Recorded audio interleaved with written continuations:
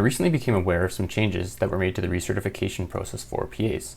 Most notably is a requirement for the minimum number of credit hours within 1 calendar year to be removed and a new online submission process. So in this video, I'm going to review some of those changes and walk through filling out the recertification form and submitting it for your recertification. Before going any further, if you want to follow along, you're going to need all your CE documents from this year, if this is the year in which you need to submit your recertification, as well as the previous year, and then 2 years before that. And these documents should have your name, the actual CE event name, as well as the number of credit hours you received for attending the event. So once you have those, let's head over to the CCCPA website.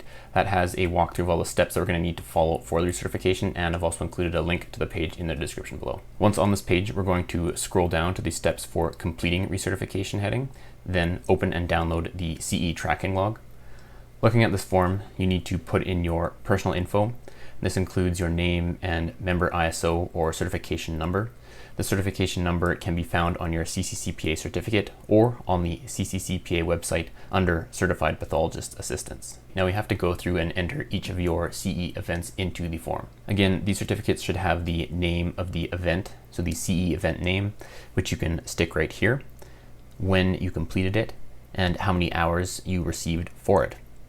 In the activity title and description field, you also need to include the CE provider, for example, the ASCP, AAPA, your employer, if it was a journal article, etc. A brief description of the activity, so the title of the course or the subject of the article, and then the location of the activity as well, if applicable. And from here, you need to select the activity type and the subject area that it falls under. And if you aren't sure what your activity type actually is, you can take a look at this page here, which gives you more specific details about the different activity types.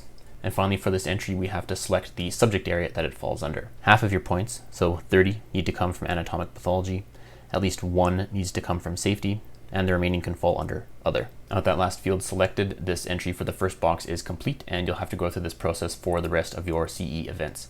Once you've entered them all, you can total your credit hours at the bottom of the page. Again, you need 60 for this recertification cycle. You don't need a minimum number of credits per year. And also, if you have more than 60 credits, feel free to add all those activities in.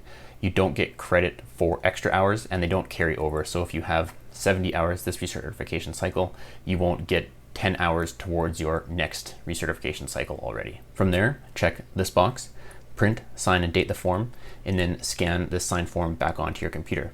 Now, new this year, you will be actually uploading this scanned and signed form to the CCCPA directly, and you won't be emailing it. You'll also provide some personal and professional information, which includes your certification number, as well as your CE cycle start and end dates. Once you complete the upload, you will get a link to the payment page where you will select recertification fee, which should be $75 plus GST. From there, complete your payment, and you should receive a recertification email from the CCCPA, which acts as your temporary recertification.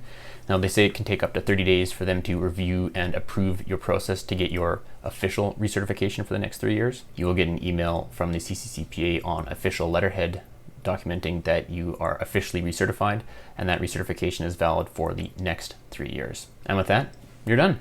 Thanks for watching. Catch you next time.